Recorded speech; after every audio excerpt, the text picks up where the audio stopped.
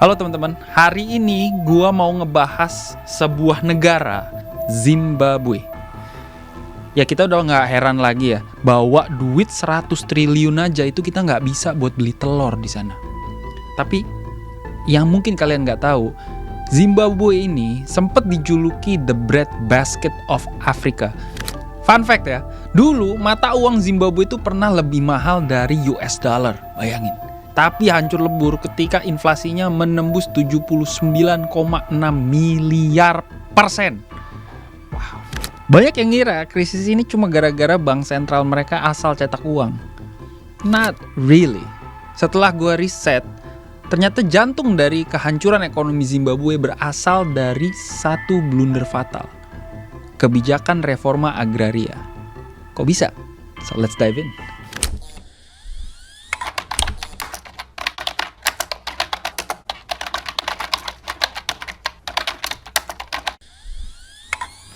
Awal mulanya pada tahun 2000. Presiden pada saat itu, Robert Mugabe, ngeluarin kebijakan Fast Track Land Reform. Sebenarnya dengan tujuan yang mulia ya, ngembaliin tanah milik rakyat kepada rakyat lokalnya. Tetapi caranya itu yang brutal. Jadi, pemerintah Zimbabwe merampas paksa 4.000 lahan pertanian komersial milik petani kulit putih tanpa memberikan kompensasi sepeser pun. Tanah-tanah subur ini terus dibagi-bagiin lagi ke kroni-kroni politik dan veteran perang. Nah dari situ bisalah kepikiran, oh petani barunya nggak punya skill bertani, makanya ekonominya hancur. Tapi setelah gue riset-riset, data ekonominya ngomongin hal yang jauh lebih mengerikan dari sekedar skill issue. Gue bikin analoginya begini, sebelum reformasi, tanah itu punya yang namanya title deeds atau sertifikat hak milik mutlak. Setiap mau musim tanam, petani bawa sertifikat tanah mereka ke bank buat dijadiin agunan atau kolateral, minta modal buat beli pupuk, benih, perawatan traktor, dan lain-lain deh. Nah, pas tanah-tanah ini diambil secara paksa, status hukumnya langsung diubah sama negara menjadi state land atau tanah negara. Petani baru dikasih surat sewa 99 tahun. Apa akibatnya? Bank menolak mentah-mentah sertifikat itu sebagai jaminan. Kenapa? Ya karena tanahnya milik negara. Kalau si petani itu gagal bayar, bank nggak punya hak hukum untuk menyita dan melelang tanah tersebut. Akhirnya terjadilah yang namanya credit freeze. Sistem perbankannya lumpuh total.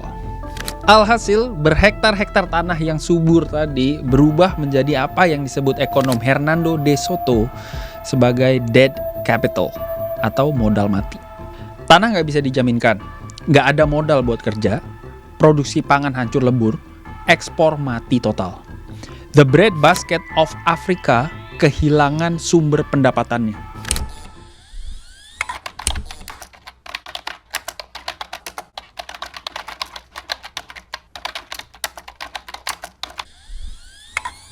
Nah, ketika sektor properti dan agraria mati lumpuh, pendapatan negara nol besar, apa solusi Bank Sentral Zimbabwe?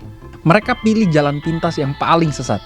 Nyalain mesin cetak uang segila-gilanya, bayar PNS dan tentara supaya nggak berontak. Uang kertas beredar melimpah ruah, tapi barang di pasar kosong karena pertanian udah mati. Hasilnya ya sekarang ini, hiperinflasi tembus sampai 79,6 miliar persen di tahun 2008. ATM di sana rusak secara massal, ya karena nggak kuat ngitung angka nolnya. Bank Sentral Zimbabwe sampai ngeprint uang pecahan 100 triliun dolar yang bahkan gak cukup buat beli telur. Puncaknya ada di April 2009. Pemerintahnya nyerah, ngebuang mata uangnya sendiri, dan terpaksa harus pakai US dollar sebagai alat tukar resmi.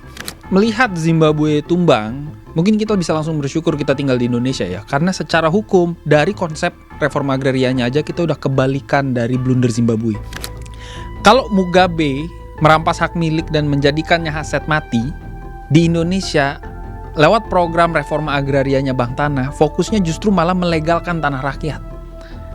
Tanah yang terlantar dijadiin tanah garapan rakyat, dilegalkan, dikasih sertifikat hak pakai atau HGU di atas HPL, biar aset rakyat nggak jadi dead capital, biar bankable, punya nilai ekonomi, bisa jadi modal usaha yang sah.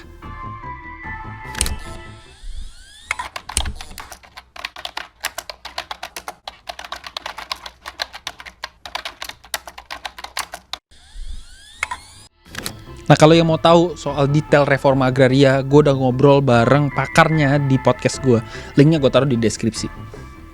Tapi, ini ada tapinya nih. Tantangan keadilan agraria kita di hari ini bukan perampasan alam Mugabe, tapi di ketimpangan kepemilikan dan mafia tanah. Coba sekarang buka mata deh. Berapa teman-teman kita yang dari Gen Z atau milenial yang sekarang tuh makin susah buat beli tanah atau beli rumah karena harganya udah digoreng habis-habisan. Secara hukum, tanah kita bisa terbilang aman lah ya. Tapi realitanya, akses propertinya itu hanya ada di segelintir elit dan pengembang besar. Dari kasus Zimbabwe, gue dapat pelajaran yang sangat penting. Tanah itu bukan cuma sekedar lahan dan bangunan, tapi soal kepastian hukum. Begitu kepastian hukumnya dihancurkan, seluruh urat nadi ekonomi negara akan ambruk. Sekarang, gue mau lempar balik ke kalian. Gimana pelaksanaan reforma agraria dan pemberantasan mafia tanah di Indonesia? Apakah sudah adil atau masih banyak PR-nya? Discuss. See you guys in the next video. Bye-bye.